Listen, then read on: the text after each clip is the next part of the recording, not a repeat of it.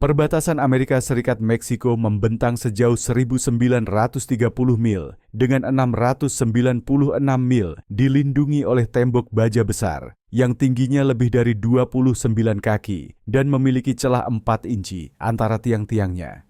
Tembok ini diperkuat dengan beton dan baja di beberapa tempat untuk mencegah pemotongan dan dilapisi dengan cat hitam agar terasa lebih panas saat disentuh. Di daerah dengan lalu lintas tinggi seperti San Diego, pagar ganda dan teknologi pemantauan canggih, termasuk drone dan sensor, membantu mengamankan perbatasan. Asal mula tembok perbatasan. Konsep tentang pembatas di sepanjang perbatasan Amerika Serikat-Meksiko memiliki sejarah panjang dan akarnya lebih dalam dari yang kebanyakan orang sadari. Ide untuk membangun pembatas fisik di perbatasan mendapatkan momentum pada tahun 1910-an selama masa pemerintahan Presiden Bill Clinton. Pada tahun 1994, Clinton memulai operasi Gatekeeper yang bertujuan untuk meningkatkan penegakan hukum perbatasan dengan membangun pagar di beberapa area perbatasan, terutama di California. Ini menandai awal dari tren pembatas fisik yang lebih besar yang akan terus berkembang dalam beberapa dekade berikutnya. Seiring berjalannya waktu, pembangunan tembok dilakukan secara bertahap. Undang-Undang Pagar Aman 2006 yang ditandatangani oleh Presiden George W. Bush memberi wewenang untuk membangun 700 mil pagar perbatasan, semakin memperkuat ide bahwa pembatas fisik dapat mengurangi imigrasi ilegal. Pada tahun 2010, Amerika Serikat telah memasang sekitar 650 mil pagar perbatasan, sebagian besar di daerah perkotaan. Namun para kritikus berpendapat bahwa itu tidak cukup untuk sepenuhnya mengatasi masalah imigrasi ilegal atau perdagangan narkoba. Tembok perbatasan terus berkembang baik dalam lingkup maupun skala seiring bergantinya pemerintahan, dengan presiden dari Partai Republik maupun Demokrat mengawasi berbagai tingkat perluasan. Tujuan dari pembatas-pembatas ini, bagaimanapun, tetap konsisten, mengurangi pelintasan ilegal ke AS, mencegah perdagangan narkoba, dan mengamankan perbatasan selatan. Peran Trump dalam konstruksi tembok perbatasan. Donald Trump menjadikan pembangunan tembok perbatasan sebagai salah satu janji utama dalam kampanye Presiden 2016, menganggapnya sebagai alat penting untuk menghentikan imigrasi ilegal dan meningkatkan keamanan nasional. Setelah menjabat, Trump menepati janjinya, mengarahkan Departemen Keamanan Dalam Negeri, DHS, untuk memprioritaskan pembangunan tembok tersebut. Meskipun awalnya Trump membayangkan tembok beton besar yang membentang di seluruh perbatasan selatan, para ahli di dalam DHS dan Korps Insinyur Angkatan Darat ALESAM meyakinkannya bahwa pembatas baja dengan visibilitas yang lebih baik dan desain yang lebih hemat biaya akan menjadi solusi yang lebih praktis. Hal ini mengarah pada pembangunan apa yang kemudian dikenal sebagai tembok Trump. Serangkaian pagar baja bollard yang menggantikan pagar lama yang lebih tidak aman di beberapa bagian perbatasan. Antara tahun 2017 dan 2021, pemerintahan Trump berhasil menyelesaikan sekitar 458 mil pagar baru dan memperkuat penghalang yang ada di beberapa area. Pemerintahannya fokus terutama pada wilayah dengan lalu lintas tinggi dan pelintasan ilegal yang banyak, seperti bagian Texas, Arizona, dan California. Namun, usahanya untuk mendorong lebih banyak pendanaan untuk tembok menghadapi penolakan di Kongres, dan sebagian besar proyek yang diusulkan tidak pernah sepenuhnya terwujud sebelum masa jabatannya berakhir. Meskipun ada pembangunan yang dilakukan, tembok perbatasan Trump menjadi topik perdebatan sengit sepanjang masa kepresidenannya. Banyak yang mengkritik proyek ini karena dampaknya terhadap lingkungan, biaya, dan efektivitasnya. Pendukungnya bagaimanapun melihat tembok sebagai langkah nyata untuk memastikan keamanan perbatasan. Ketika Biden menjabat pada Januari 2021, dia dengan cepat menghentikan pembangunan tembok perbatasan lebih lanjut, menandatangani perintah eksekutif yang menghentikan kontrak untuk segmen baru tembok.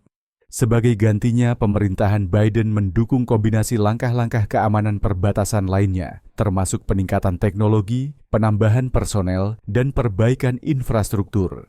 Perdebatan seputar tembok terus berlanjut dengan diskusi yang sedang berlangsung tentang cara yang paling efektif untuk mengelola imigrasi dan mengamankan perbatasan AS-Meksiko.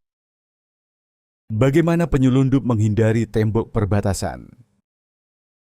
Meskipun ada investasi besar dalam pembangunan tembok perbatasan, unsur-unsur kriminal, khususnya kartel narkoba dan penyelundup manusia, telah menemukan cara untuk menghindarinya. Penyelundup menunjukkan kecerdikan luar biasa dalam metode mereka untuk menerobos pembatas, seringkali menggunakan alat yang mudah didapat untuk memotong tiang baja yang membentuk tembok tersebut. Gerinda sudut, alat kuat yang digunakan dalam konstruksi, telah menjadi senjata utama bagi penyelundup. Dengan hanya beberapa menit kerja, mereka dapat memotong balok baja tembok, menciptakan celah yang cukup besar untuk orang dan barang melewatinya. Dalam beberapa kasus, hanya dibutuhkan waktu sekitar 20 menit untuk memotong tiang, dan desain modular tembok memungkinkan penyelundup untuk kembali ke tempat yang sama dan memotong sambungan-sambungan itu berulang kali. Tiang baja tertanam dalam tanah yang dalam, tetapi setelah dipotong, mereka menciptakan efek pintu kucing yang bisa digerakkan untuk memungkinkan penyelundup melewatinya. Penggunaan alat-alat listrik ini tidak tanpa risiko, dan penyelundup sangat berhati-hati untuk menghindari deteksi. Bekerja sebagian besar di bawah perlindungan malam hari, mereka seringkali menutupi alat-alat mereka dengan selimut untuk menyembunyikan percikan yang dihasilkan saat pemotongan dan untuk meredam suara. Pengintai yang biasanya diposisikan di dekatnya mengawasi patroli perbatasan dan memberi peringatan kepada penyelundup ketika aman untuk melanjutkan operasi mereka. Selain itu, di beberapa area, penyelundup sepenuhnya menghindari tembok dengan memanjatnya. Mereka sering menggunakan tangga dari besi beton atau tali untuk memanjat tembok yang dirancang untuk sangat tinggi, berkisar antara 16 hingga 29 kaki di beberapa tempat, tetapi tetap bisa dipanjat dengan alat yang tepat. Meskipun tembok dimaksudkan untuk bertindak sebagai penghalang, kenyataannya adalah bahwa tembok ini tidak banyak menghentikan aliran aktivitas ilegal yang terus berlangsung. Meskipun US Customs and Border Protection, CBP, melaporkan telah menyita sejumlah besar narkoba dan menangkap individu yang mencoba melintasi perbatasan secara ilegal, penyelundup tetap kreatif dan tekun dalam mencari cara untuk mengalahkan pertahanan tembok tersebut. Tantangan yang terus berlanjut ini mempertanyakan efektivitas tembok perbatasan sebagai satu-satunya solusi terhadap masalah imigrasi ilegal, perdagangan narkoba, dan penyelundupan manusia. Para ahli mencatat bahwa pendekatan holistik, termasuk peningkatan pemanfaatan teknologi seperti drone, sensor, dan sistem pemantauan, serta kerjasama internasional yang lebih kuat, mungkin lebih efektif daripada hanya bergantung pada pembatas fisik semata. Penggunaan terowongan untuk penyelundupan. Meskipun pembatas fisik seperti tembok mungkin tampak sebagai solusi utama untuk menghentikan pelintasan perbatasan ilegal, penyelundup telah lama mengandalkan metode yang lebih tersembunyi, terowongan. Terowongan bawah tanah ini telah digunakan selama beberapa dekade untuk memindahkan barang-barang terlarang, orang, dan zat ilegal melintasi perbatasan AS-Meksiko. Terowongan sering digali di bawah pembatas fisik, menghindari deteksi oleh langkah-langkah keamanan perbatasan tradisional. Antara tahun 2017 dan 2019, pihak berwenang Al-Salat menemukan sekitar 40 terowongan di sepanjang perbatasan selatan. Terowongan ini biasanya digunakan untuk menyelundupkan narkoba, senjata, dan terkadang orang ke AS. Tingkat kecanggihan terowongan ini bervariasi, tetapi beberapa dilengkapi dengan fitur canggih, seperti kereta rel untuk membawa sejumlah besar barang terlarang, sistem ventilasi untuk sirkulasi udara, dan bahkan lift untuk memudahkan transportasi barang. Pada tahun 2020, salah satu terowongan paling signifikan yang ditemukan membentang sepanjang 8 mil dari Tijuana, Meksiko, hingga area San Diego di California. Terowongan ini adalah salah satu yang terbesar dan paling canggih secara teknologi hingga saat ini, menjadikannya perhatian besar bagi pihak berwenang Al-Salat. Ketika sebuah terowongan ditemukan, pihak berwenang Al-As biasanya merespons dengan mengisi sisi atas dari terowongan dengan beton, sementara pihak berwenang Meksiko bertanggung jawab untuk menutup terowongan di sisi Meksiko. Namun, keberadaan terowongan ini menyoroti kecerdikan penyelundup dan keterbatasan dari pembatas fisik seperti tembok yang tidak efektif dalam menghentikan pelintasan bawah tanah. Tantangan dalam menyelesaikan tembok perbatasan. Pembangunan tembok perbatasan telah menghadapi banyak tantangan sejak awal. Meskipun tembok sering digambarkan sebagai solusi sederhana, kenyataannya jauh lebih kompleks dan banyak bagian dari perbatasan yang tidak cocok untuk pembatas fisik. Salah satu rintangan terbesar adalah Sungai Rio Grande yang membentuk sebagian dari perbatasan antara Amerika Serikat dan Meksiko. Membentang lebih dari 1.250 mil, sungai ini menimbulkan tantangan unik bagi pembangunan tembok. Di beberapa area tidak mungkin membangun tembok yang terus-menerus karena geografinya tidak memungkinkan. Meskipun penghalang terapung telah dipertimbangkan sebagai cara untuk menghentikan pelintasan ilegal di sungai, langkah-langkah ini menghadapi penolakan hukum dari hakim federal yang mengutip kekhawatiran lingkungan dan masalah terkait hak air. Selain hambatan alam, ada juga masalah terkait kepemilikan tanah yang memperlambat pembangunan di beberapa area. Beberapa bagian perbatasan dimiliki secara pribadi, dan pemerintah harus bernegosiasi dengan pemilik tanah untuk memperoleh lahan yang diperlukan untuk pembangunan. Dalam beberapa kasus, pemilik tanah menolak untuk menjual atau mengizinkan pembangunan di properti mereka yang semakin menunda proyek tersebut. Upaya pembangunan yang terburu-buru di bawah pemerintahan Trump juga mengakibatkan beberapa bagian tembok tidak lengkap, terutama di area yang membutuhkan gerbang atau titik akses untuk situasi darurat atau pemeliharaan.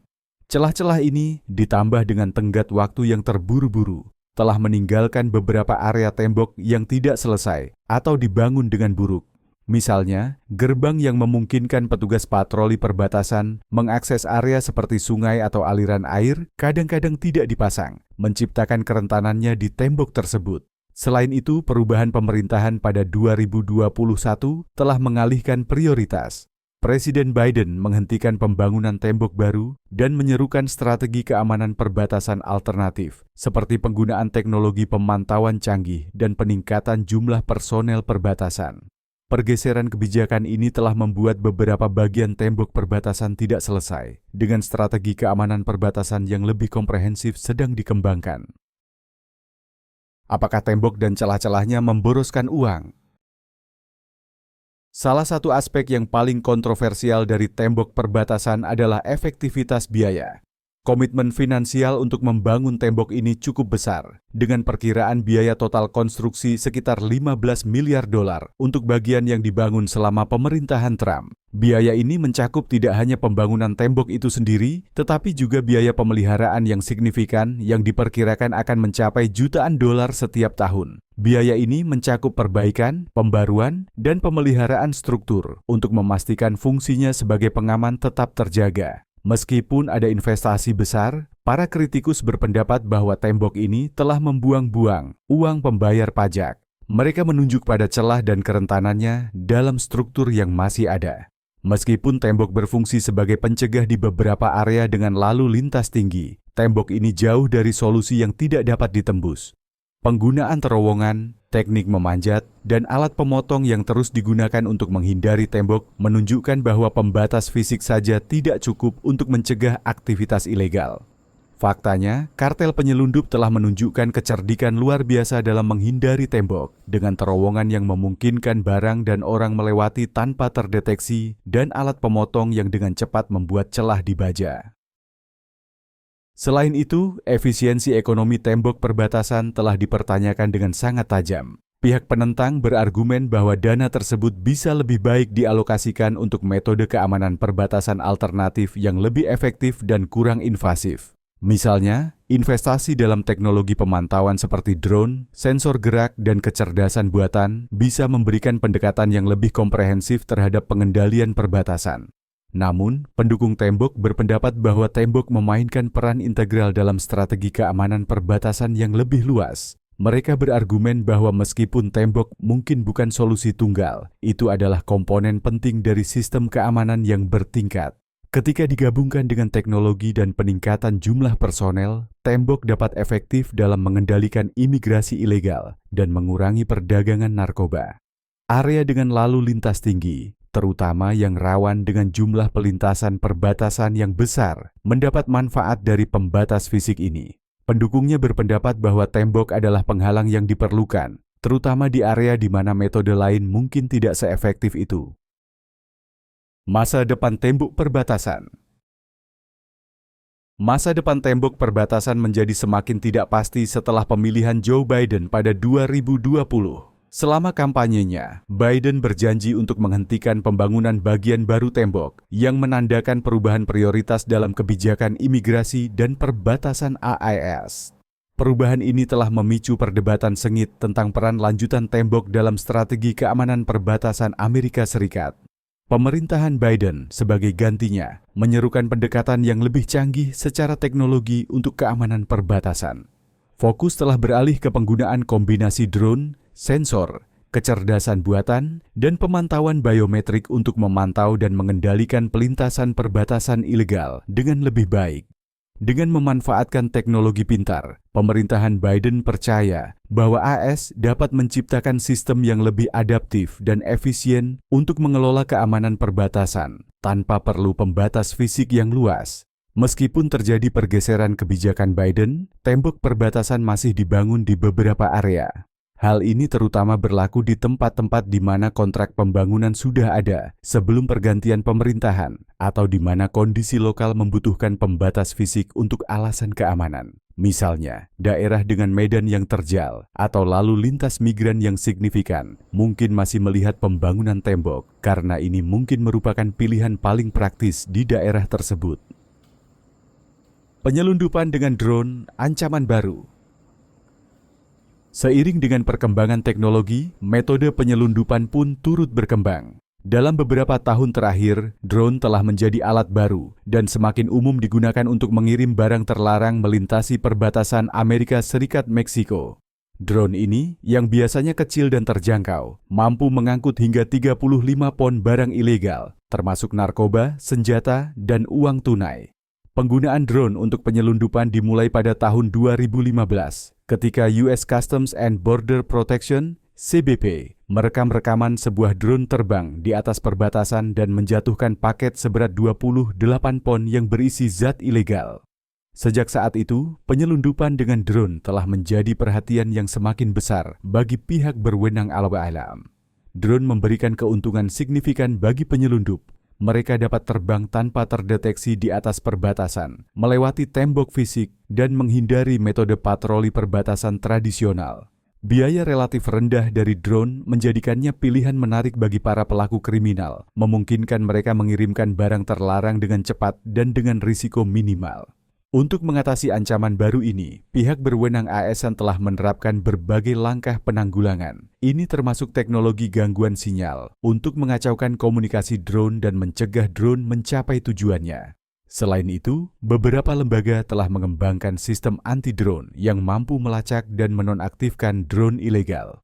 Namun, kerangka hukum yang ada terkait penggunaan drone telah menimbulkan tantangan dalam sepenuhnya mengatasi penyelundupan menggunakan drone. Regulasi federal mengenai penggunaan drone telah membatasi kemampuan pihak berwenang untuk bertindak cepat terhadap semua penerbangan drone yang tidak sah. Seiring dengan berkembangnya teknologi drone dan semakin terjangkaunya, kemungkinan operasi penyelundupan akan semakin bergantung pada metode udara ini. Ini menghadirkan tantangan baru yang signifikan bagi keamanan perbatasan, yang membutuhkan pergeseran fokus dan investasi untuk mengikuti perkembangan teknologi. Seiring dengan evolusi drone, pihak berwenang AS akan perlu mengembangkan langkah-langkah penanggulangan dan kebijakan yang lebih canggih untuk tetap berada di depan ancaman yang sedang berkembang ini. Sebelum memutuskan desain akhir untuk tembok perbatasan, 8 prototipe dibangun pada tahun 2017 untuk mencari tahu mana yang paling efektif. Prototipe ini diuji dengan sangat ketat. Diperiksa untuk melihat apakah mereka dapat dipanjat, dipotong, atau diterobos dengan terowongan. Meskipun semua itu, para kritikus tetap mengatakan bahwa tembok ini tidak sepenuhnya aman, dan konstruksinya telah menimbulkan banyak perdebatan. Tembok ini tetap menjadi bagian besar dari warisan Trump, tetapi apakah tembok ini benar-benar akan menghentikan imigrasi ilegal? Itu masih menjadi pertanyaan yang belum terjawab. Untuk informasi lebih lanjut, Anda mungkin ingin mengunjungi saluran penjelajahan elang.